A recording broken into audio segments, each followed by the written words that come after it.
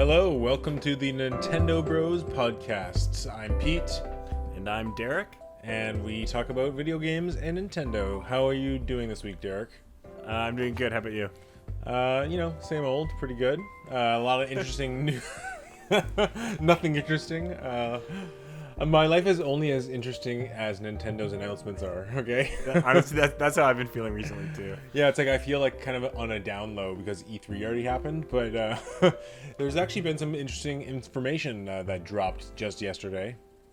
Mm-hmm. This is the Nintendo OLED, OLED. Here's some details. It's 720p OLED screen, so there's like less of a bezel on the Switch, which looks nice. It's great. Ethernet port. It has no power upgrade, but the dock does look different. It has like kind of a different design. And it is based on the later version of the Switch, so it has a little bit better battery life than launch Switch. And it has 64 gigabytes of internal memory versus 32. And better kickstand and better speakers when undocked, like better portable speakers. So it's also $50 more than the release price. So it's $350 US and $450 Canadian. Though that's kind of the rundown. It has no power upgrades, not 4K, same old Switch, same parts. What do you think, Derek? I think this is clearly the better choice for people that don't own a Switch. Otherwise, unless you're an enthusiast, I don't know if this is that enticing. So are you gonna get it? Like, I mean, what do you think this is a mistake for them to announce this and make this? I don't think it's a mistake. I mean, I think they're gonna eventually transition to this just being the console, and they'll get rid of the original version. Mm-hmm. So I don't really see this as like a comparison to, like, let's say the PS4 Pro. I see it more as kind of like the step to, I don't want to say necessarily even the PS4 Slim, but kind of like, that getting to the new model, like that's just going to be the new model. Yeah. But I think it's cool. Like, I think for handheld users that don't want the Switch Mini, a Switch Lite, sorry, it's cool. But again, like, I'm someone that doesn't use, I don't use docked or undocked very often, so I don't really have a need for it because 99% of the time I'm on a screen, and the other 1%, I don't really need that extra battery or the OLED screen or the 32 extra gigs. So do I need to spend $400 or $200 depending on the trade-in for that? Not really. The only thing I would say is I'd be tempted if, let's say, my Switch broke for some reason. I smashed my Switch against the wall. Mm-hmm. I would definitely get that because then I'd have two of the docks. And again, if I wanted to get another Switch and I didn't have one, that's the Switch I would get. And the docks, by the way, are completely backwards compatible and forwards compatible. Okay, nice. So you can use an old Switch on a new dock, or you can use a new Switch on an old dock, which is kind of nice. Yeah. The other thing is, for me, I actually have the Ethernet port attachment already on my Switch, so I don't need an Ethernet port. Yeah, to me that's kind of, and also it replaces one of the USB ports. Like there's one. I know, I USB saw that port. too. Yeah. So I don't know. It's interesting. I agree. It's kind of a better for if you're playing handheld, but if you're playing docked with a Pro controller, you would never notice anything. Exactly. But and even, I understand OLED is phenomenally looking. I love my TV and whatnot. Is it really going to make that big of a difference? Like, I think the bigger screen size will look really cool, and I'm sure it will be noticeable. But is it noticeable enough for me to want to jump to a new, to buy another one? Is definitely a no. Yeah, I'm. You know what? Would you have bought it if they had the 4K DLSS, 4K kind of resolution upscale? Which was rumored. I would be probably. I would say I'd be hesitant at that, and then knowing me, I'd buy it day one. Like, okay. That's how I felt with the original Switch, where I was like, I don't know if I can. I might want to wait and see the games, and then I bought it day one and loved Breath of the Wild.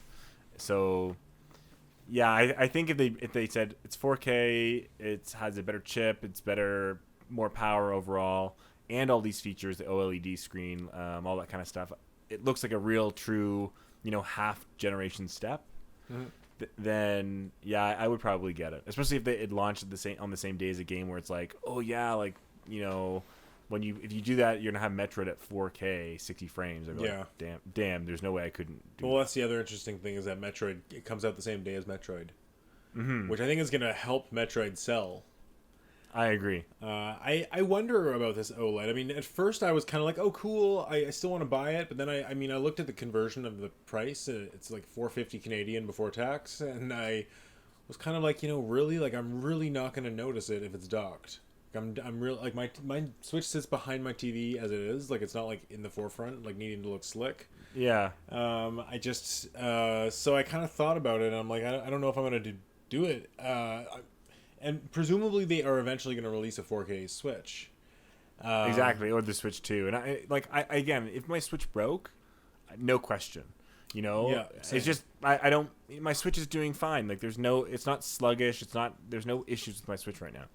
Yeah, I mean, I do play a lot more handheld than you. I play about 30 or 40% handheld.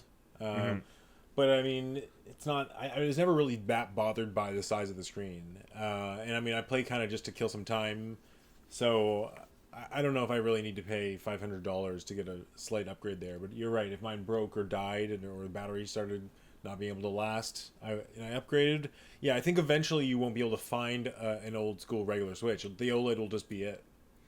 Exactly. I really like the box design for it. I think it's really slick. Like, it's very small and kind of like a, I don't know if you saw that. I love the color of the Joy-Cons in the stand. Same. At first I was like, oh my god, I need to pre-order this. I think it's going to be a hot item. I don't know if it's going to be a super hot selling item. Like, I don't quite know how what's going to happen there. What do you think? I don't know if it'll be crazy selling. I think it'll do well in Japan. I mean, I think it'll do as well as maybe the Switch Lite, or probably a bit better. And I think it won't necessarily boost Switch sales. I think they'll just be converted from what they were on the old Switch to this one. I do wonder if at this point it'll actually drop. Switch sales will drop for the next couple months, with people knowing, like, why would anyone buy a Switch now, knowing this one's coming out? I think Switch sales will drop, but I think people that want to pay the lower price anyways for the regular Switch will, because it's not like, people that, again, if I think about it as, I'm going to be someone that wants to buy the Switch for a console and a console only, it makes no difference, right? If that's your only options, you might as well get it. But Yeah. But if you're saying, I just want to do handheld, then you get the Switch Lite. And if I want to do both, then I think the Switch OLED is the best. Yeah, and I think regardless, like, Switch is going to have an amazing holiday season with sales, but I think the OLED will push it over the top. Yeah.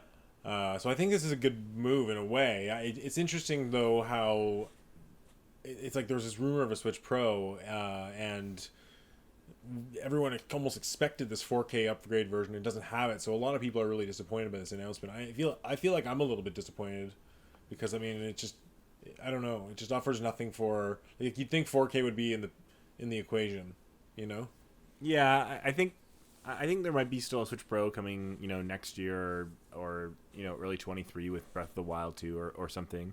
That's what I was thinking. Like, maybe it was, I think I messaged you. I said the Switch Pro will be March 2023 with Breath of the Wild. Mm-hmm. Yeah, it's definitely possible.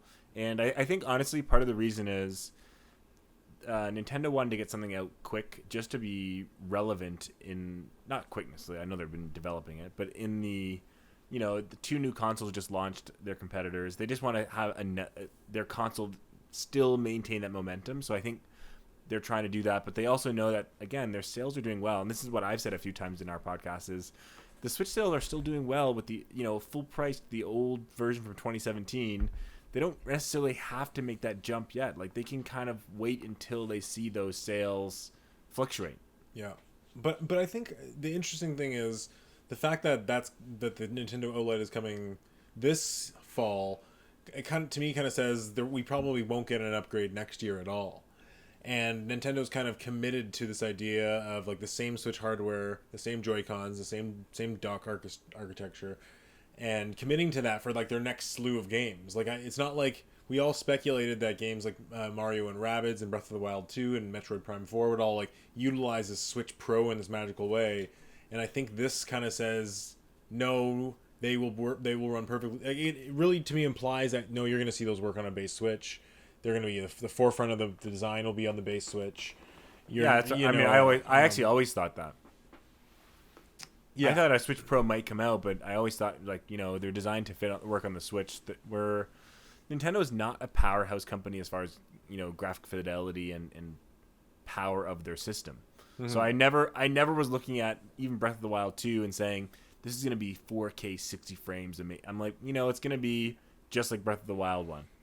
It's like the same kind of,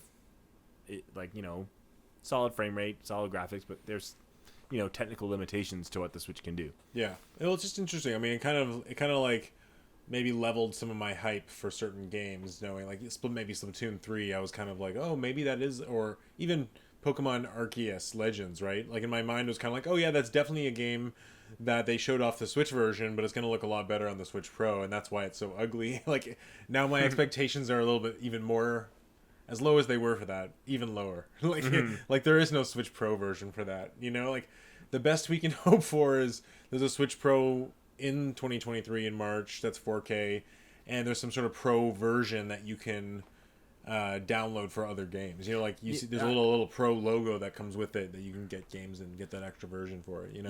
I agree. I actually do think that's correct, but I'm just gonna play devil's advocate for a second. The 3DS had 6 different iterations, and the Switch is now at 3.5. So it's really just 3. I know. I mean, there was an improvement to the original Switch, so that's why I said half. But that's more like a 0.2. Yeah. Okay. I agree. It's not like didn't have a new name or brand or anything, but it's not crazy to imagine them releasing another Switch next year and another Switch Lite next year or something like that, right? Next holiday. Exactly. They could say, next holiday, here's Zelda, and here's the Switch Pro, and here's the Switch Lite Pro. And, you're right. Yeah, and then 3 or 4 years later, they go, boom, here's the whatever Switch 2, and then they do, it's not that crazy to imagine them doing these iterations actually more frequently than we expect. Yeah, but it does mean that there's no 4K this year for everybody. Yeah, but I mean, yeah. I didn't expect. I expect a Switch Pro eventually. I don't hold I never ever buy Nintendo hoping for 4K, hoping for high end graphics. I will never ever put that egg in that Nintendo basket. It's just not what I buy Nintendo for. And if I wanted to look for that stuff, I would never look in that direction, like ever. It would never. Well, sometimes they catch up. They were doing well in GameCube and have never ever been close since. Yeah, ever. Which is a good transition because for me, I was at first wanted to press the pre-order button right away for the Switch OLED. And then I kind of thought about it, saw the price, and I said, you know what? No, I kind of had this itch to buy a GameCube again and get a collection of GameCube games. Because for one, it's kind of a good collection of games in their 4x3 format. Mm-hmm. I love the controller. I have a bunch of controllers already in Wavebirds, and I already have a good starting point of games. Do you still have the Donkey Kong bongos? No, I don't think so.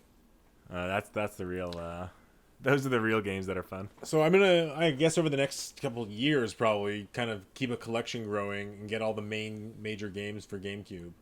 And it was interesting because I looked online, and some of the games I just had, like I went to Mom's place and like dug out my bin of games, and I sent you the picture. There's 2 games that aren't even on this picture: another copy of Soul Calibur and Pikmin 2. But I'm missing so many games that I would have traded in that like are worth so much money. And like F-Zero GX, I can get $80 for. 50. Have you tried playing Smash Melee on the GameCube? Is that the one that I like? Is that the one that's mine? No, I bought that one. Okay, because the one I had was actually so scratched and broken that we couldn't play it anymore. Okay, so I'm glad you bought a new one. I think I don't know where your GameCube games were. Like you had Luigi's Mansion, but I don't remember what else you had. Yeah, it was just that and Smash Bros. And then like some crappy game probably. Yeah, like Baten Kaitos and Piano 3 and Code Veronica X are actually worth some money. Like this one guy, I sent him this picture when I was buying, because I bought Sonic DX and Sonic 2 Battle. Mm-hmm. And I showed him a picture of what games I had, and he's like, would you give me Code Veronica X? I'll take $100, like I'll give you $100 value for that, or $100. And I didn't have the instruction manual, so it's not. It's called SIB, like contained in box. Like all the pamphlets and everything are in there. Yeah. Didn't have that because I got that one from Blockbuster, so the value wasn't as good. But some of these games, like Resident Evil Zero, that's like $70 easily. I got a good deal on it. So anyways, so our listeners can't see the picture. I sent Derek a picture. It has a list of games I have for GameCube. I'll read them out here. Geist, Sonic DX, Sonic 2 Battle, Star Wars Rogue Leader, Star Fox Assault, Smash Bros. Melee, F-Zero GX, Metroid Prime, Prime 2, Resident Evil Code Veronica, Soul Calibur 2 with Link, PNO 3, Resident Evil 4, Baden Kato's, Legend of Zelda Wind Waker, Donkey Kong Jungle Beat, Resident Evil 0, Donkey Konga. Not a bad list. Yeah, I think it's a solid game. I mean, there are some, to me, there are some very clear games you're missing. I have a list of games that I'm gonna include. I'm not as the one game I'm not gonna get is probably Mario Sunshine because I feel like it's the definitive version is on Switch. But my list here of these are the games that I'm gonna look for, and some of them are very expensive, so they might be like that time where I am somewhat drunk or something and ordering it on my phone, like. Anyways, Paper Mario, Thousand Year Door, Eternal Darkness, Rogue Squadron, Rebel Strike, Wave Race, Blue Storm, which I used to have, Mario Party 4, Mario Strikers, and Mario Strikers is expensive. That's like $100 easily. Yeah. Mario Kart Double Dash, which I'm lined up to buy for $70. Fire Emblem I want to get, which is easily 300 plus. Yeah, I was gonna say, good luck buying that game. That's gonna be a big one. That's a collector's. Wario, I have the Wii one, and I think that's actually a collector's too. Yeah, I want to talk about your collection in a sec. I also want to get Wario World, WarioWare Micro Games, and Godzilla Destroy All Monsters. And you said you have Pikmin 2 ordered? No, I have it already. Oh wait, what? Because I don't see Pikmin 1 even. I have so many games. Those last ones are the ones I want to buy. I used to have Pikmin 1, and I used to have... I'm not really interested in replaying that. Like, I feel like Pikmin 3 is the... Like where did your Eternal Darkness go? I think I traded it in. And I traded in my Wave Race, and traded in my... We had Mario Strikers, didn't we? No, that was for Wii. Another good game that you should get. I had Mario Kart Double Dash, too. What's that? Is you should get NFL Street or whatever. Yeah, I'm more interested in the first-party games, but I want to... Yeah, it's just such a fun game. Yeah. I'm just really happy I have GX, and you know what's funny? I can't even play it really right now because of the RCA cables. Our TVs don't have an RCA input. Right? Oh, so you said you ordered that conversion thing. Though, I did, but isn't that annoying that our TV doesn't have it? Like most TVs do. Oh, I don't know. I think it's pretty archaic. I will never probably use it ever again, so it doesn't matter to me. I guess so. I had a little onboard camera monitor that I set it up with to play a couple games just to test I need to know if the GameCube worked, you know? Yeah. I realized I didn't have a memory card, so I had to get that from a guy.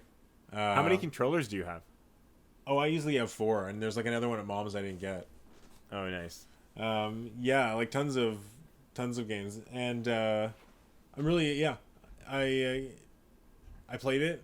It was a nice trip down memory lane. I played a little Metroid. I played some F-Zero GX, which holds up amazingly. It's funny. There's a few games on the GameCube that are like locked on the GameCube that I really want to play that I never played. Like, is there any that on my list or on my? Oh yeah, I really want to play Bat and Kato's.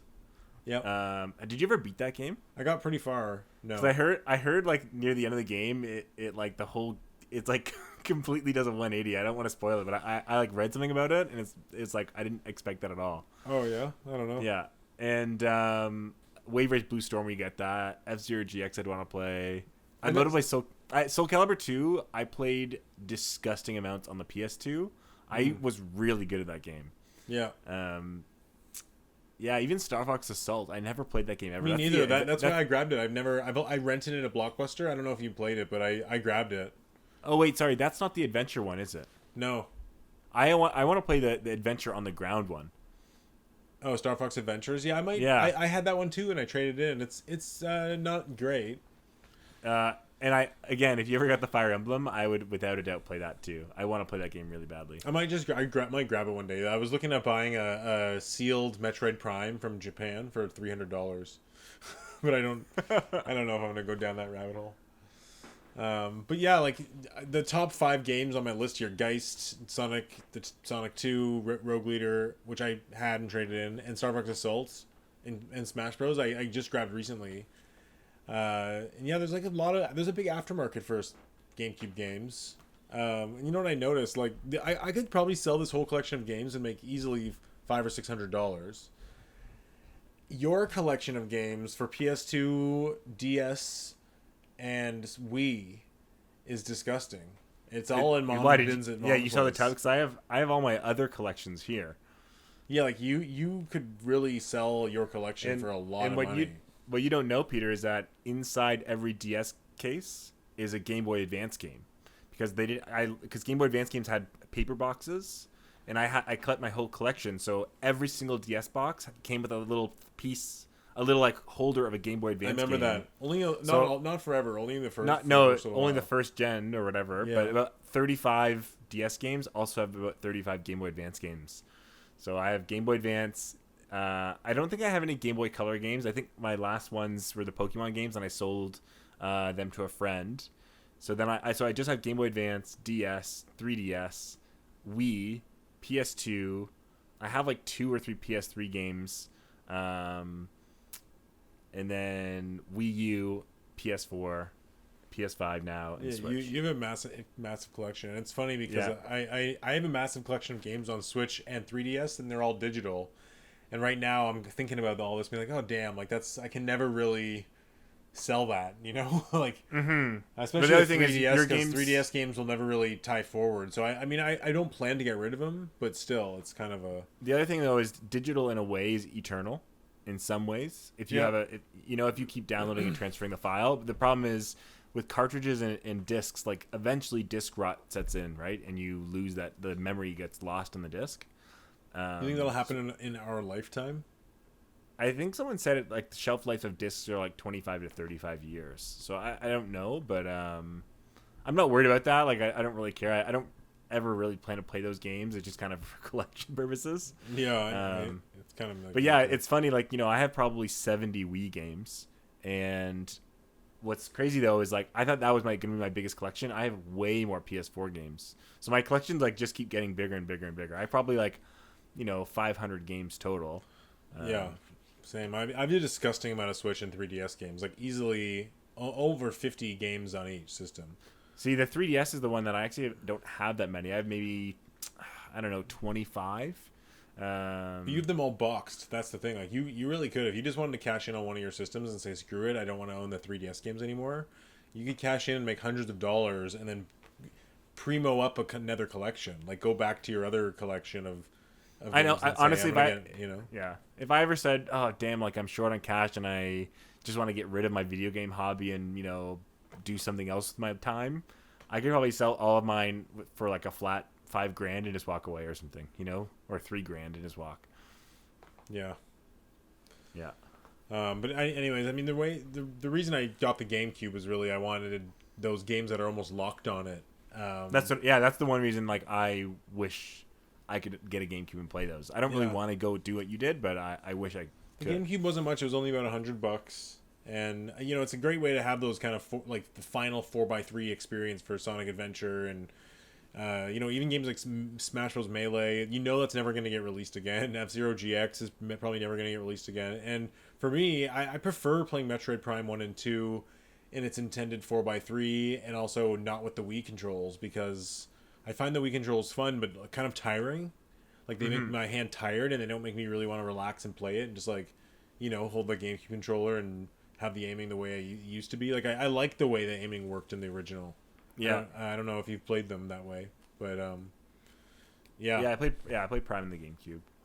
But yeah, I agree. I mean, one of the games that one of my favorite games is Pikmin 2, and there was a version on the Wii, but it didn't have like a big release. So I remember I had Pikmin 1 on the Wii, and I think there was a Pikmin 2 that was released. It may not have come out in North America. That's what it was. Like it was something weird like that, where I looked it up on Amazon and it was like, $120 to get it and import it, because it was it only had so many issues created, so many copies. But yeah, that's one of those games that like I played Pikmin 2 for hours on the GameCube. Like I love that game. Yeah, I love Pikmin 1 and 2. I remember playing Pikmin 1 and beating it. I think you watched me.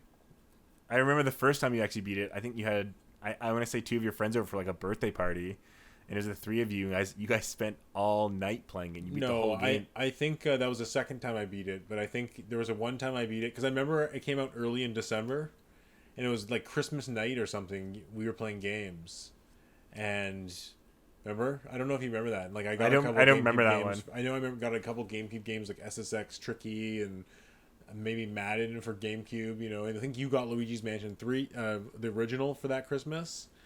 And you played some of that in my room, and then I beat Pikmin that night. You watched, cool. Yeah. But yeah, I remember being it a few times. The first one, I loved Pikmin 1. Pikmin 2, I didn't like as much because I felt like the dungeons felt a little random. Oh, I loved Pikmin 2. A little procedurally generated to me, you know. To me, Pikmin 2 and 1 are almost on the same level. I put Pikmin 2 slightly higher because I liked not being forced to run out of days. I liked to have my time. Like I wanted to have a big army of. I love the challenge of Pikmin 1 though. I mean that's I love the day system too. I love that day system. I just wish at the end I could just stop time and just keep playing. If I could rank them, I would say Pikmin 1 is the best, Pikmin 3 is the second best, and Pikmin 2 is the third best. Oh, see, three to me is still an amazing game, but far from the top. It's nowhere near the other two. Really? Yeah, nowhere near. Oh, it's like Metroid. To me, it's like Metroid Prime 3. Still a great game, but nowhere near 1 or 2. Oh, I don't agree there. We'll have to talk about that in another podcast. Getting to Pikmin. Well, yeah, I love all 3 Pikmins. I have the funny thing is the only Pikmin I have other than 3 is Pikmin 2 for GameCube. So I don't even have Pikmin 1 anymore, even though I used to. That'd be worth a little bit of money. PNO3 is worth a little bit of money. That's like never been ported. I can't remember. PNO3 is the gun, like you're a girl and she like taps her foot to the beat and shoots bullets, right? It's kind of it's like a futuristic kind of robot shooter. It's not Sin and Punishment, but it's kind of like that. It's the same camera perspective where you have Sin and Punishment. It's almost like a rail shooter. I know it's not a rail shooter. It's like I'm trying to think of a game that it's similar to. I know that game. You're like kind of look like it's like before Resident Evil 4, third person shooters didn't have the same like controls and mechanics. And it was had kind of one of those wacky third-person shooter feelings of that generation, of the PS2 generation, and it's actually really good. Like it got slammed with reviewers because it was so short. I remember beating it in a rental, but it's one of those games. I think kind of like Nero Automata. Is it Nier Automata? Where it's like Automata. Nier Automata, where you can play it over and over again and get different endings, and it's like the challenge kind of things slowly change. I remember it had some sort of weird hook like that. Oh, that's cool. But I finally got a Nintendo GameCube memory card, so I'm ready. Like I'll have that thing, but when I come back from camping, I'm gonna have my HDMI converter. I'm gonna get into it. I'm gonna play some games. You know, I come visit like the weekend or right after the weekend we camp. Right? Yeah, you should come by and we'll play some GameCube. I have multiple I have 4 controllers, I think. And so basically, like, I'm not gonna buy the OLED, and I kind of decided the money that I would have spent buying the OLED, I'm gonna put into getting a really sweet GameCube collection. That's cool. Yeah, I think it's a better choice. Yeah, it's just kind of like because another thing too is buying these games also they may increase in value, right? So or honestly they're stable value too. Like you're not gonna see. Again, you're not going to see whatever I'm going to make it. Whatever game you said costs $70. Let's say F-Zero GX. That game's not going to suddenly plummet in price either. Yeah. Right. So that's why I'm thinking I'm going to bite the bullet and buy like Kirby Air Ride. Is it Kirby? Yeah, Kirby Air Ride is about $90. That game was fun. I love that. Yeah, I want to buy that game. It's hard to find with the manual, especially. So it's about $90. Yeah, Mario Kart I'm going to get, which is about $75. Just get Fire Emblem.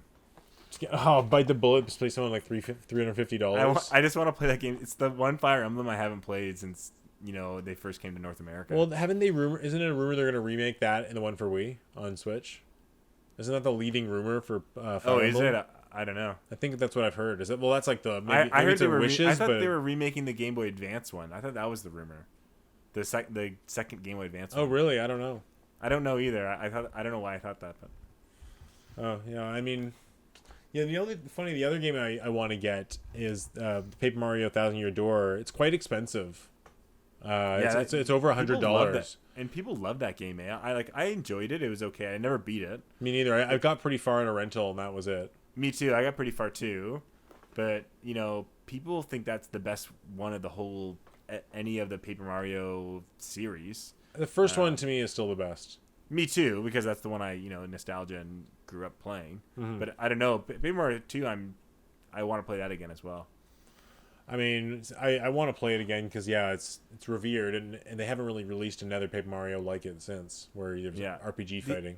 The other thing is, for me, I'm betting my computer is probably strong enough that I can emulate GameCube games. So, for me, it's not crazy to buy a controller and just emulate these games. I just haven't really looked into that. Play them in HD or something? Yeah, I've done that for Game Boy Advance games and I think even DS games, but I've never gone beyond that. Well, I even thought about, I'm going the other direction. I really want to own the actual physical copy and play it for real. And if anything, I want to buy a CRT, like an old TV, and play some of these games in their true 4:3 resolution. They're kind of old, Yeah, you need an old, a retro arcade room. Yeah. Anyways, are you ever going to sell your collection, do you think, or no? I probably won't, because I don't really care about the cost or the value of them. I care more about just having a sweet library of memories of the games. You should take the games out of Mom's basement and put it in your place on a shelf and get a big shelf thing on. Oh, that's what I plan to. Once I buy a house in the next year or so and move out, and I'm gonna have a wall of games. That's literally what I plan to do. Oh, sweet. Yeah. Cool. Okay. Well, anyways, moving on. There's been a little other news this week. Skyward Sword is coming out soon for Switch. Actually, Monster Hunter Stories 2 reviews hit just recently. About 81, I think, on Metacritic. We didn't bet on it on our guesses. That's pretty good. I noticed that Mario Golf dropped though on Metacritic. I know, but for our guesses, it didn't matter. Yeah, it doesn't matter. It doesn't look also, great. I did notice that Ratchet and Clank dropped a point too, Peter. So you gained 2 points from that. Oh, great. On me, yeah. Nice. How's Metopia doing? It's still steady at the 71. Okay. Anyways, for our listeners, we do a what's it called? A round robin. No, it's not called. No, it's a prediction. It's a prediction. We predict what games are going to get on Metacritic, and then you and I have a $15 for a game thing. The rule is that whoever loses between you and me. Yeah, between us two, has to buy the winner a Switch downloadable game, indie game, whatever, any game really, for a minimum cost of $20. So you can spend $50 if you there's but it's loser's choice. What if it's an online game with all this DLC bundle and it's $110? It's a loser's choice. The loser gets to pick what they want to give the other person, the winner. But it has to be at least $20. Yeah, so there might be a game for me where I say, oh damn, I really want Peter to play this. It's $29 or $35, but this is the game that I want Peter to play and have. But it can't be a retail release. It can be if you want, but you know what? You know what? You remember on the Wii how you could gift games to people? Yeah, I wish they had that. I know. Yeah, me too. How are we gonna do it otherwise? I'll just tell you what game to get. And you're what? Give me your credit card? No, I'll just e-transfer you. It takes 5 seconds to do that. Yeah. Okay. But yeah, I think it's more fun if the loser gets to pick because they might have a game that the other person they know doesn't own and they want them to try. Okay. As long as it's I don't want you to I already own Astro Bears, but you can't buy me Astro Bears because it's $1. Exactly. No, I know that's cheating. Okay. It's got to be somewhat. Do you have a bet with Brandon as well and the other guy? No, those guys just wanted to play for fun. They didn't want to do a bet. Okay. Yeah. Yeah. Okay. Anyways, Skyward Sword is coming out next week. I'm excited to see because I thought I was going to get not that great of scores. They've shown some of the quality of life improvements recently. Have you seen these, Derek? They had a quality of life improvement trailer. Saw it. Yeah, I saw it. Look, I like the improvements. I have no complaints about any of those improvements. They showed a little bit more. One is that someone, I think it was Game Explain, dug into one of their trailers and saw that there's an autosave feature. As well as Fee being completely optional in a lot of places. Rather than her popping out and just talking to you, you'll just see a little ding on your controller and you press a D-pad if you want to talk to her. Yeah, I think that's awesome. Yeah, so that's hugely improved. You can skip. I think they mentioned also the entire introduction is streamlined, and you can Okay, cool. speed up text. You can skip cutscenes. Notifications in your menu look improved. The only thing that annoys me about the quality of life improvements is the one that's tied to the amiibo. Yeah, but at the same time, if you think about it, like it's kind of a useless thing. Like you could always find one of those bird statues to get to flash up to the sky. There's an autosave feature now. Like it's not like Yeah, it's not. I mean, it's not the end of the world, right? yeah, it's not a huge deal. We'll see. I wonder if there'll be other subtle improvements throughout the game. We'll see. It does look better. I don't think I'm gonna buy it still. Yeah, I won't buy it, but I don't really know how it's gonna sell, but I think it will do well Metacritic review wise. We'll see. We'll see. I think it might get a little bit slammed if there'll be improvements people want that it's not going to get, and I'm not convinced that the Joy-Con controls are going to be that great. I think the Zelda stamp is going to get at least to mid 80s, at least. Okay. Well, anyways, I mean, you're not going to buy it though, are you? I think I've mentioned this in another podcast. I beat the game like twice. I 100%ed it twice on hard mode and normal mode. Yeah, and that includes beating the boss rush mode. It's one of those things where it's like I don't want to necessarily buy it, but at the same time, it's like I don't have it on Wii anymore. I don't have a Wii anymore, so it's like if I want to preserve and have every version of the Zelda games, I need to buy it, right? But maybe who knows? I'm probably not going to buy it right away. Yeah, that's not really too much other news for Switch. So what have you been playing, Derek? Because I've been playing a lot of games. Have you tried Kazuya for Smash Bros? I did try Kazuya. I actually had a Smash day with my friends on Sunday. Oh yeah. So we got together at like 2:00 and we played till like 10 p.m. Wow, nice. That's awesome. We watched some shows and stuff too and ate food, but yeah. So I tried Kazuya. I actually only played one game with him, and it was a free for all. And there's three of us, so I didn't really get a chance to like experiment and kind of figure out his move style and how to play. Just one game, but I don't like his play style. It doesn't feel. I need to watch the video again, explaining all of his moves with the game open beside me to practice the moves, because I feel like there's so many things that I was like, oh yeah, I know that when he gets to that enraged mode at 100%, there was some move that gets way stronger, but I didn't know which move it was, so I was just trying I couldn't figure it out, and so like he feels really slow at times, and he feels like his timings are weird for me, and I don't quite know what move to do when. Like he didn't feel the way I like characters to feel. Where like Terry Bogard, even though he's kind of the same idea, feels way more. I connect with that kind of place, like the controls of Terry more, if that makes sense. Yeah, I agree. I mean, I look at Kazuya. It's almost like Sakurai tried to mimic how he controls in Tekken a lot. Mm-hmm. But he is really powerful. Like it really is all about using that A button and using like the directional pad and little timing stops. Yeah. To use combos, and you can really combo someone and knock them. I think of him as a heavy character. Like he's almost like K. Rool in his movement. But when he gets a really strong punching attack and lands that final punch or does one of his specials, like he knocks you right out. Like, and I love the stage with the breakaway ceilings and stuff. Oh yeah, we played a stage too. I like the stage too. I really like that.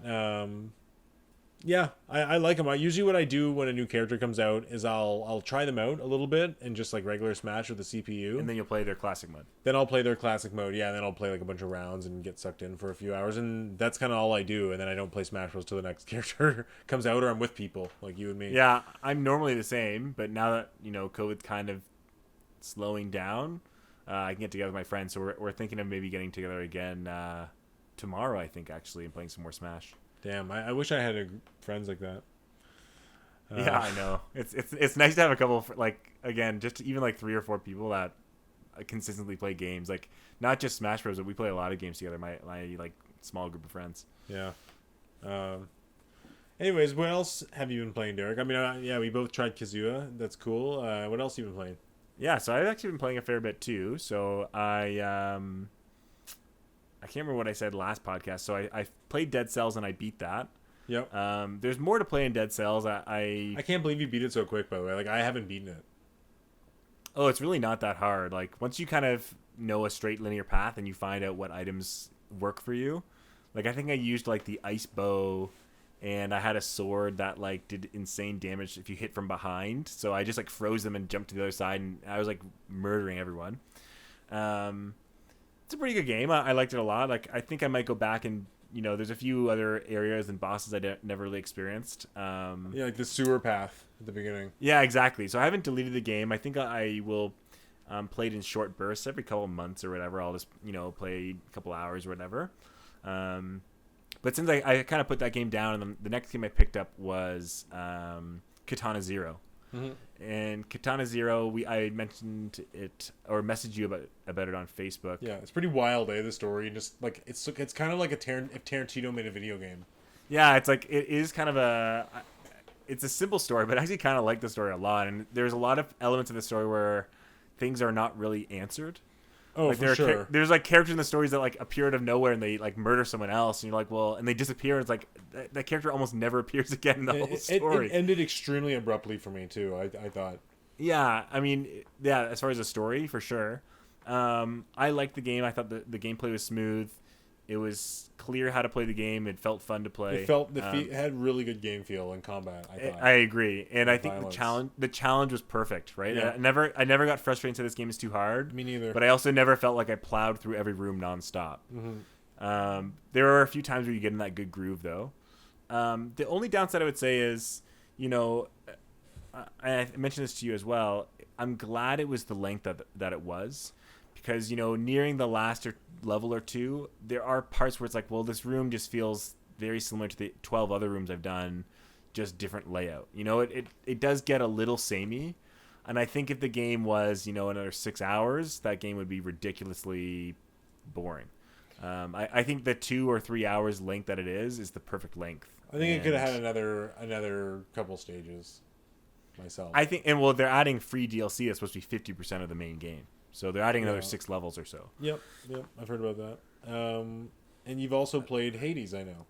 Oh well, hold on. I'm still going through my list. So then I beat that game and I moved on to A Short Hike. Oh, that's right. Love A Short Hike. I recommended this to you. Yeah, you recommended it to me. I knew about it, but I was unsure. To me, the graphics didn't like when I first saw it. I think in a Nintendo Indie Direct or whatever, it didn't do much for me. I was like, this game looks like crap. Like it looks like crap. Yeah. And then you kept telling me, no, this game, you just can go so high and fly. It has like a Game Boy Advance kind of feel to me. I don't know if you felt that, like a pixelated Game Boy Advance game, like a really advanced Game Boy Advance game. To me, it felt more like a PS1 game. Really. Okay, yeah, same like kind of vibe. Yeah, yes. kind of. Yeah, exactly. Like kind of big, chunky, polygonal, but like has a nice art style in a way. Yeah. Did you beat it in one sitting? So I did beat it in one sitting. I didn't 100% and find all the flowers or the feathers or whatever, but I got I think maybe like 12 or 13 of them. It's a really fun game. It's a nice sit down, charming game. There's a decent story to it. Mm-hmm. I like the music too. Yeah, I like the music and the characters are funny. It's a nice area, and the flying is really cool in that game. How high you can go and how far you can kind of fly around. Yeah, very freedom feeling. Yeah, I didn't love, some of the cameras felt a little awkward and not having a map felt awkward at times. It was a solid game. So then I beat that and then I moved on to Hades. So I'm kind of like crossing off my indie list on my Switch. I'm trying to get through all these indie games. Crushing them. Yeah, the next one up is Transistor. But so I'm playing Hades and You're still playing it. Yeah, so after playing Dead Cells, like Dead Cells is a great game, don't get me wrong. But when I started playing Hades, like after my first or second run, I realized this game is it's so good. I can't believe I didn't, try this game I told last you, year. It's amazing. Like the art style and everything, it's great. I know, like if I was going to rate this last year for Game of the Year, it'd definitely make my top 5. It's freaking awesome. Yeah. So yeah, I've not only beaten the actual like run, if you beat it like I think maybe 8 or 10 times, you get the actual credits. So I got the credits and then I kept playing. So I've maybe beaten the game, I don't know, 25 or 30 runs, and still unlocking stuff, still figuring some stuff out, unlocking more and more weapons.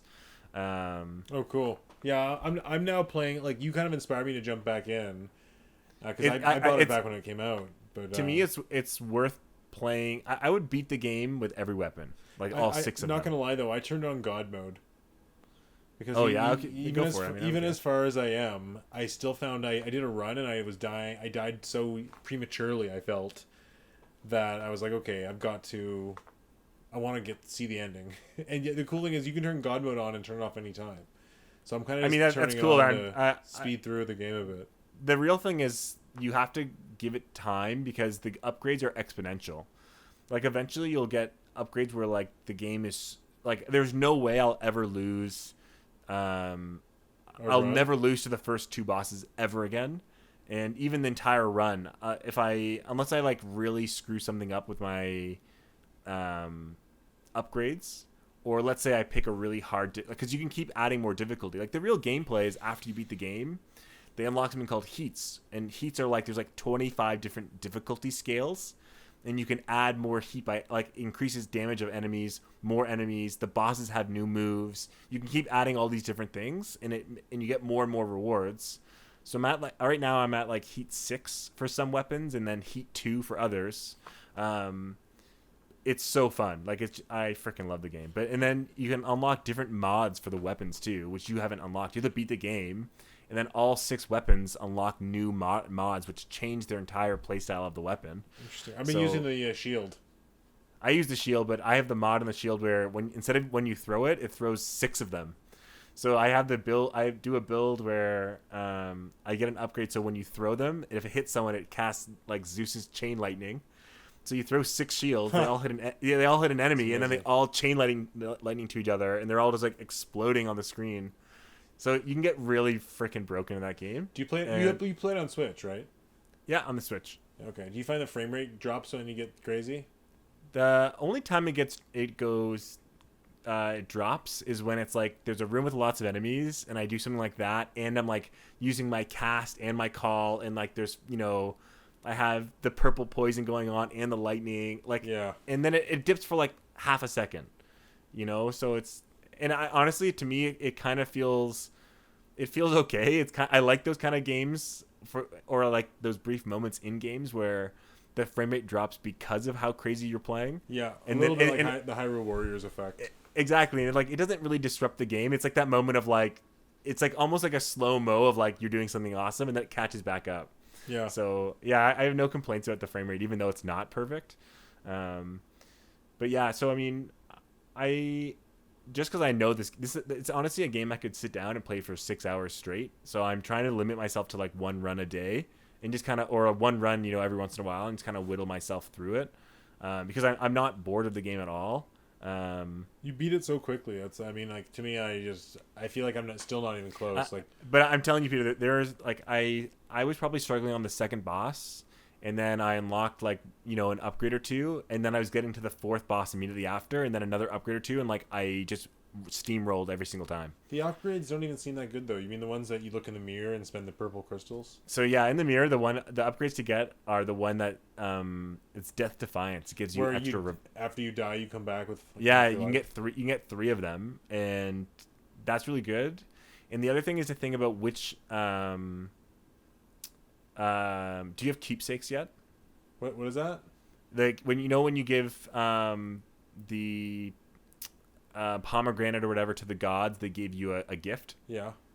So using those gifts, certain ones helps, and then you have to think about depending on which weapon you use, you got to think about which upgrades you want to get, because some of the gods' upgrades are based on how fast you attack. So it'll be like, oh, it adds 10 damage, and then that's really good for fast attacks, but not good for slow. Yeah. Where other gods give you 90% of your damage, which is really good for slow attacks, not really good for fast attacks. I see. So like there's all these different things, and then the more you focus on one god, I've learned, at least this is maybe in my head, but the more I focus on one god in a run, the more likely he gives me like his epic and his heroic and his legendary gift. And if you focus on 2 gods, they have duo gifts. Like they can combine 2 of their powers to give you like a superpower. So I try to focus on like maybe 1 or 2, and yeah, keep upgrading the mirror. Like think about which ones are the most helpful for you, and then the last thing is like you know Hermes, the wing god, Yep. like the speed. Always get him. Really? Okay. Because his dashes are amazing. He increases your attack speed, movement speed, dashes. Like you need him. And I Athena. usually try to go for like improved attacks and improved special attacks and just beef those up as much as possible. Yeah, those are good. Try to go for Athena, who gives you defense, and get her call because it makes you immortal for 12 seconds or something. You like can't take damage for 12 seconds. And then so her and Hermes are the best, I think, for staying alive and getting further. Okay. Well, it's not the nice thing I gotta say about turning God mode on is it doesn't treat you like a total moron, and it still makes it hard. Like you still die. The real thing is that every time you die, like while playing, like I think if I turn it off and start playing again, it'll reset. But if I do a run and die, I come back and the enemy's attack on me is 25%, around 25%. It'll say less effective. Like it'll hurt you. That's cool. So if I do 3 runs or 4 runs, like the enemy's damage now is a lot less on me, and I can like get a little further and it guarantees I'll get further every time. Okay, that's cool. So I think that's the main buff. Like otherwise it's the same game. It's not like other games where like you just can't die at all. The weapon the weapon I first beat the game with, and I beat it. I was way ahead of it compared to any other weapon. Was the bow. Interesting. I find the bow so slow. Is that just because you played defensively and stood back? Well, the thing is, like, really the place I was dying the most was bosses, and especially if you get extra dashes or whatever, like all you have to do is keep away from the bosses and shoot them down. Like you can kind of make the first 2 bosses like not take damage, and then the third boss you can just run around and keep trying to shoot. The third boss is really hard. I don't know where you are in the game, but the third boss is the Minotaur, in the green area. And there's 2 of them, right? There's the Minotaur and the... I mean, I beat them. I just beat them. And then the next area is really hard. The next area is the last area, so... Oh, okay. Yeah. They're pretty hard. I find the second guy, like the skeleton snake head, pretty hard, but I can beat him every time now. I just whip around and... Yeah, one more tip I would say is always get the god upgrades. So even if there's a heart, the god upgrades are usually better, and the best upgrade in the whole game is the hammer. You know how sometimes you get the hammer? Yep. That there's 2 every run. You'll always get one in Act 1 or 2 and one in Act 3. Always get the hammer. It's the best upgrade in the game. And then go for gods after. Okay. I will. Anyways, we should move on because this will otherwise be a hate. I know. Yeah. Sorry. But yeah, it's a great game, and I'm glad you're finally playing it. That would have been one I would buy for you if I lose the bet. I don't think really I can. Good. I think it's too cheap. It does under $20, isn't it? So what have you been playing? Other than Kazuya and Smash Bros. And Hades, I've been playing a lot of Tony Hawk Pro Skater 1 and 2. Okay, how is it? So I got it. I really want it for PS5. So I contemplated for a long time because it came out quietly for a Switch. Came out the same day as Mario Golf, and I think that got a lot more of the Switch attention. But yeah, Tony Hawk Pro Skater 1 and 2. It's a remake of the first 2, which I played back in the day. Especially, I played the first one on N64 and the second one on Game Boy Advance and PlayStation at my friends. And it's kind of brings back a lot of memories to play like a new version of it. Ultimately, I really wish I could have bought it for both, but I got it for Switch. I wanted it for handheld because it's a great game to kind of play on the go and play one round here and there. And it's great. Like I even playing it on docked, which I probably played a good half of it docked. It's fine. Like it runs at a smooth 30 frames a second. It still feels like a real upgrade to these other older games. I'm sure if I played the Xbox Series X version at 4K, 120 frames and all that, it'd be hard to play this now first, you know? Yeah. So but I love it so much I might actually eventually, if it doesn't come to Game Pass, I might actually buy it on sale one day for Xbox because I just to see it in all of its glory because it's. I just want to play a game at 120 frames. Like I'm just waiting for that game because it's probably the cheapest one to get. So aren't they releasing 120 frames mode of Ratchet and Clank? Are they? I don't remember hearing that. Oh.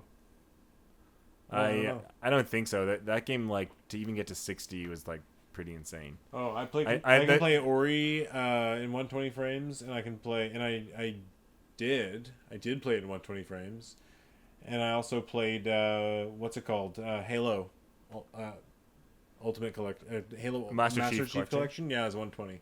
Okay, like I want to get Neo 1 and 2 because that's 120, and I want to get this game for 120. Yeah. I've never seen my TV do 120 frames. I've never actually played a game at 120 frames, so I'm excited to like see what it feels like. Yeah, and the good thing is Tony Hawk Pro Skater, like the 1 and 2 remake, it's kind of like 2 games in one, and they added a lot of stuff to it. Like they added new missions that make sense in this game. Like it doesn't feel tacked on. The controls feel true to the original, and they've like added a lot of stuff. And like you have cool. a lot of new skaters, and the online mode's pretty smooth. I have a lot of nostalgia for the first one, so I remember playing Warehouse and the school and getting the videotapes and all that. Yep. But I never played the second one, so for me to be nice, I'll have like the nostalgia, but also a brand new game kind of to play through. Yeah, and it's one of those games where when I first got it, I kind of sucked at it. I'm like, oh, what's going on? And then after a while, like you're killing it. Like you're doing combos that have got over 100,000 in one move. And then you just get that. You're kind of like, it clicks in a very satisfying way. And like, yeah, I heard the 2-player mode on Switch is pretty rough, like the graphics, and even the online gets pretty choppy. But yeah, the single player is great, and I don't know, it's a fun one. Other than that, I think I told you I was playing Subnautica. I played a little bit of it, and then I kind of, I played a few hours of it. I really enjoy that game, but I found that I kind of got into the rhythm of it was just a resource management game. You can change the game mode so you don't have to worry about those resources. I really should. Like you can turn off, I think, even oxygen, but you can turn off food and thirst, so you don't have to worry about that. I want to turn off oxygen. That was the big one.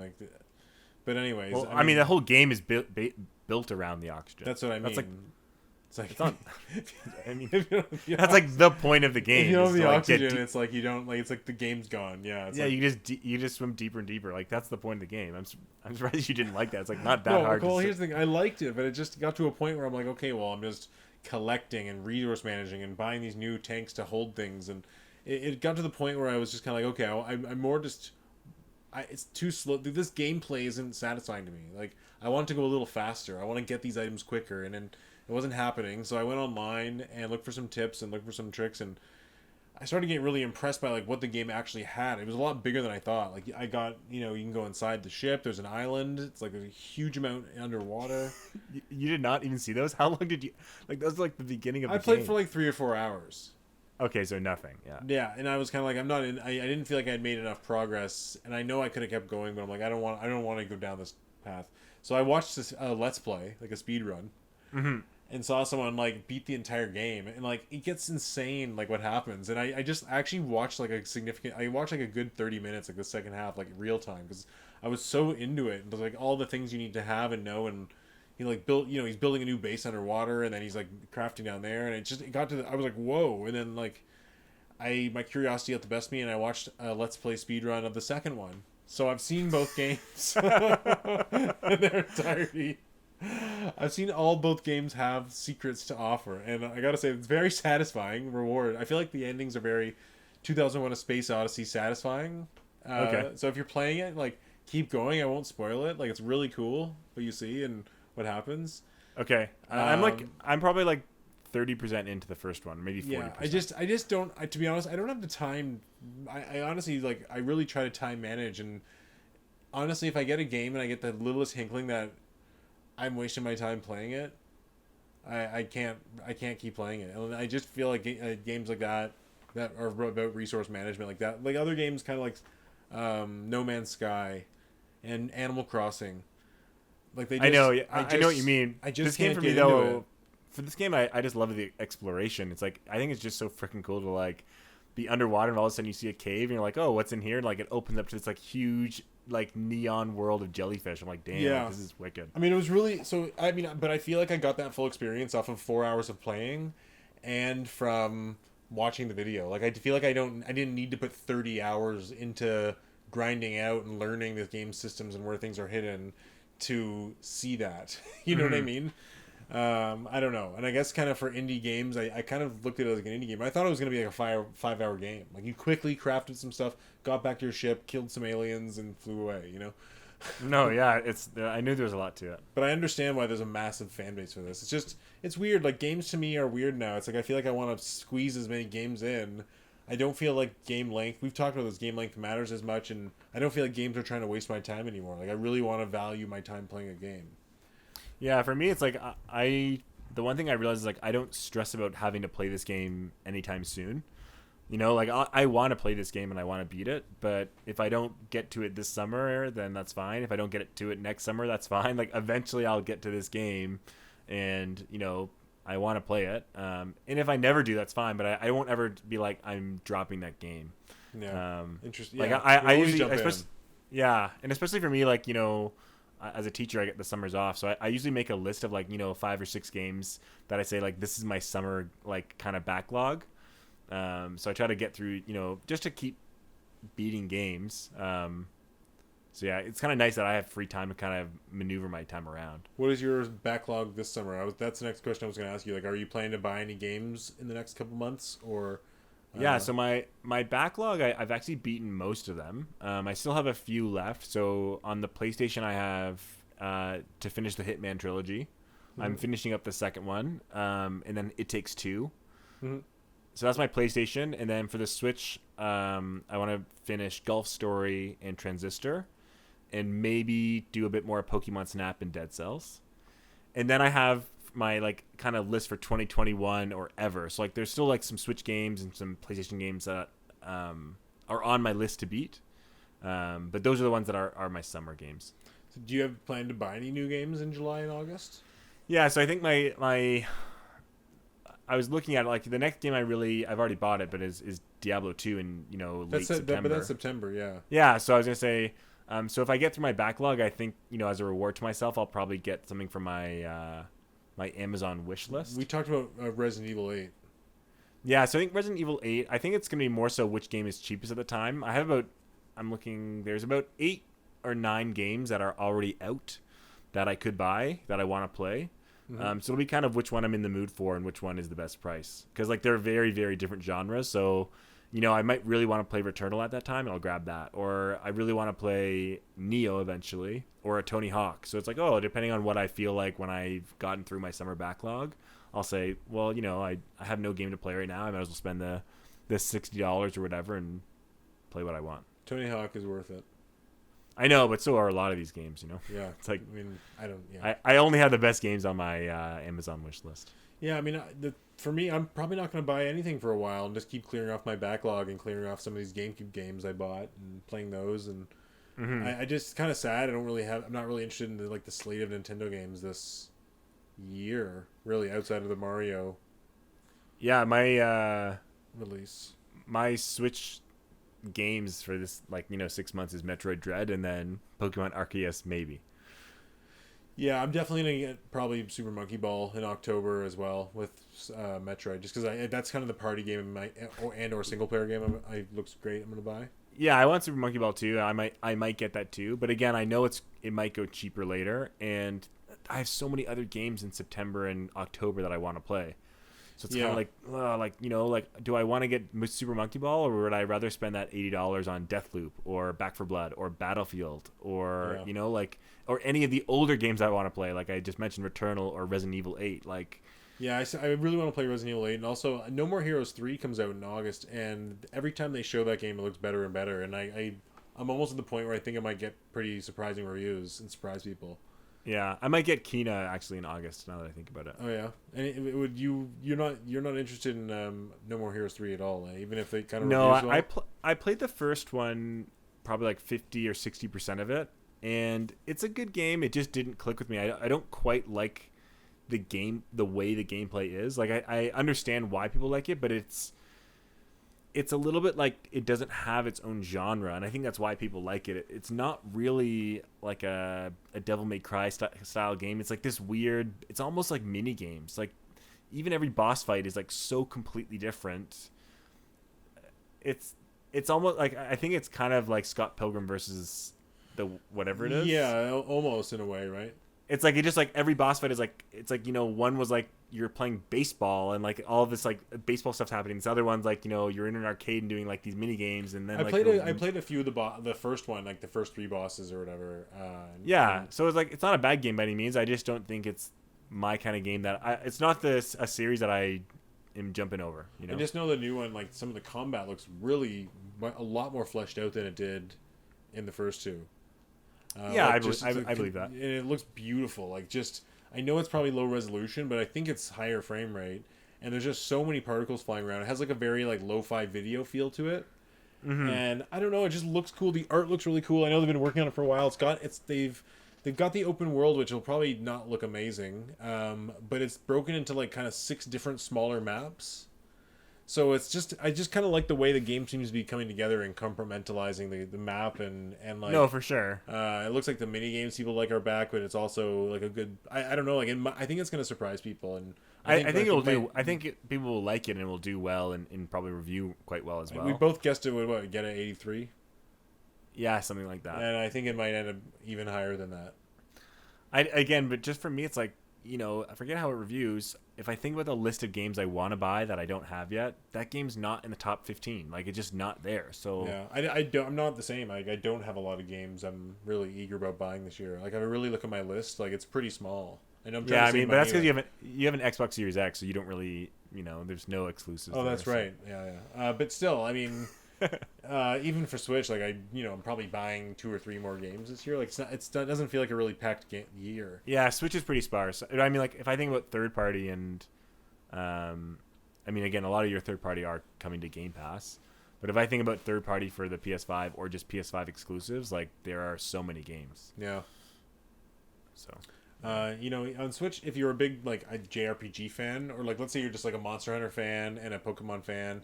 And like a Shin Megami Tensei fan, which I'm sure there's a lot of people are, like kind of JRPG leaning gamers. This year was probably amazing for them on Switch. With Bravely Default and like Switch is really being good to JRPG gamers, and like with Project Triangle Strategy being announced, even Advance Wars. Like I'd say it's a good year for RPGs. I mean, Switch has been a good RPG system. It's funny. It's like Nintendo got criticism over N64 having no RPGs, and they really, really took it to heart. And that's why we saw even Game Boy Advance have a lot of great RPGs, and then even moving on after that, GameCube they did okay, and then like really it feels like JRPGs has been a main focus of Nintendo for a long time. Yeah, and I love it.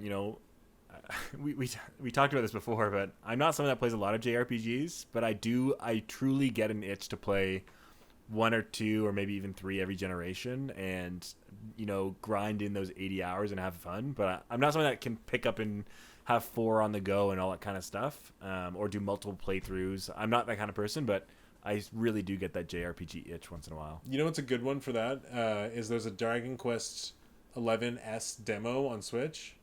Oh yeah. And just play the demo, because it's like honestly the first 10 hours of gameplay if you know what you're doing. 10 hours, but like if you want to like not know what you're doing and explore a little bit, it's even longer. Like it's huge. Like it'll shock you how big the demo is. I haven't even beaten the demo, so like I wanted the game. I would have bought the game. It would have been one of my vouchers for sure.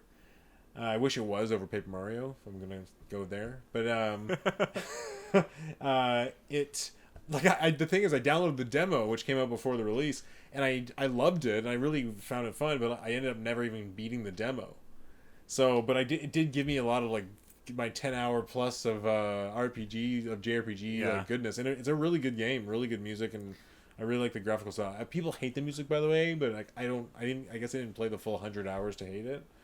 I don't think JRPGs are for you. Like, you are notorious in my mind as never beating a game. So any game that's more than 15 hours or a non-Nintendo exclusive is just you'll never beat. Well, ever. do you feel like not beating a game doesn't validate me from having said I played the game? Like it's like you No, but I'm just saying it's like pretentious. No, I'm not. I'm just saying,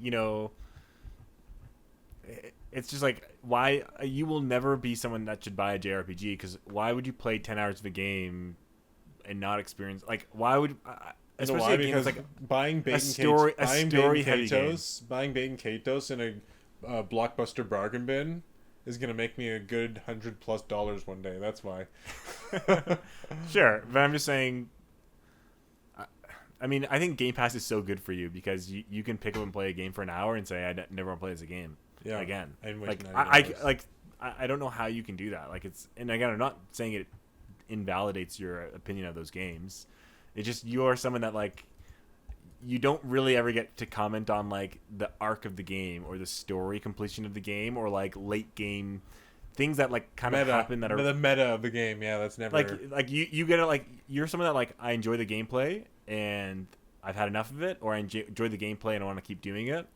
But it's like for me, like I don't know how you didn't beat like Dead Cells or Hades once. Like the game is not that long, and it's like I find them hard. I find them hard. I mean, I put over 25 hours in Dead Cells. Yeah. And I didn't beat it. Wow. I got to the last boss. That's insane to me. I got to the last boss, and I think I died, and I'm like, oh my god, and I was like, I've seen it. I'm not going to stress myself out about doing that again. In all fairness, Dead Cells is like 20 times harder than Hades. And it's so based on luck. So you do another run, and you have shitty items. You're like, at the beginning, you're like... Hades is not like that. Hades is like, you will give it like a few playthroughs and upgrade, and you will I'm already seeing it. Yeah. Yeah, you'll feel like you'll never die. Like, you'll just steamroll every run on every weapon. Yeah, I'm getting like really powerful upgrades now as I go. I'm like, I've started learning the upgrade system, like honed in on it. And like what door to choose at the end and what makes sense, and like really powering up, and I'm getting the hang of it. So I'm loving it. I'm definitely gonna beat it. Yeah, God mode helped a lot. Yeah, that's a cool feature. That's why I think even Celeste has that mode too, and I think that gives a lot of people a chance to enjoy Celeste. I beat Celeste without doing that. Yeah, you did beat Celeste, and you didn't. I beat a lot of games. You missed some of the best parts of Celeste, but that's for people that are like hardcore Celeste fans like me. Like, very, very often, like very rarely will I beat a game. Like I'll only beat maybe a couple games a year. Like this year I've only beaten Mario, the 3D Land and the Bowser's Fury, and I beat Cyber Ninja, and I think that's it. Didn't even beat Pokemon Snap. Maybe I will. I doubt it. But again, so it's like you missed like some of the coolest levels. Yeah, I'll get there. I'm sure I will. I'll get back into Pokemon Snap and beat it actually, because I got about halfway. No, you won't. But it takes very rarely will I actually fully beat a game, and then like maybe 5 games a year total, maybe a little more. But it takes even longer for me to actually like 100% and really, really beat a game is extremely, extremely rare. Like if only a few games I've done that to. I don't know 100% every game. It has to be like one of those games that's, in my favorite games of all time. Yeah. But for me, like, I don't know if I would, unless I dislike the game, I feel like I want to beat those games. Like there's very few games where I sit down and say like, I'm going to stop playing this.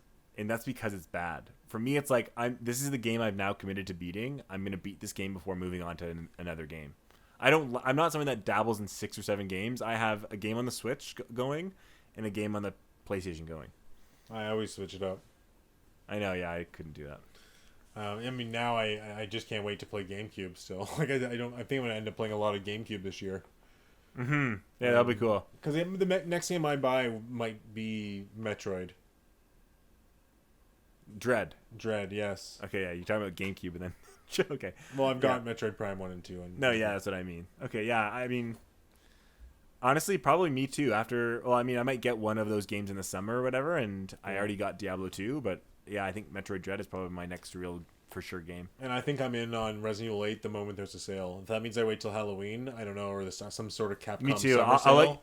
I'll let you know when it goes on sale, because I'm sure if it goes on sale for PS5, it'll be the same for Series X. Yeah, like let me know. I'll probably buy it that moment, because I'm really into playing that. It's gonna look beautiful on the next gen kit systems and everything. Yeah, and then get Diablo 2. I might have to. That's gonna be another one that makes a really hard decision between Xbox Series X and Switch, because just being able to play handheld versus having like much better graphics. I might have to go Xbox on that one.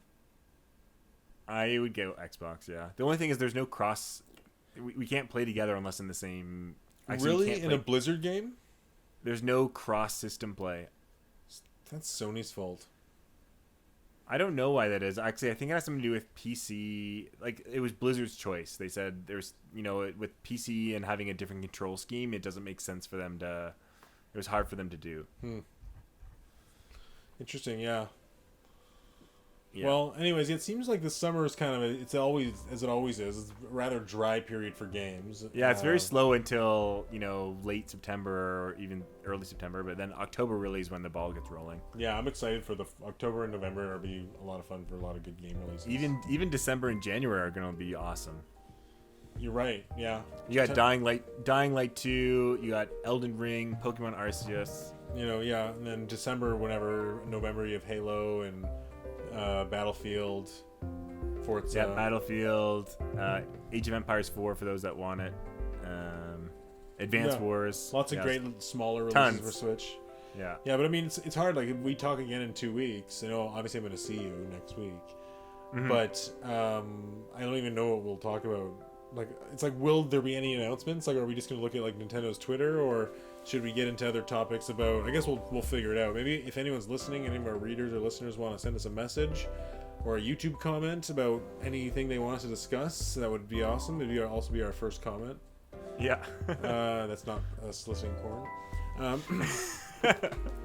Well, Derek, I think that's about time for this week. I don't know. Is there anything else you want to talk about gaming-wise?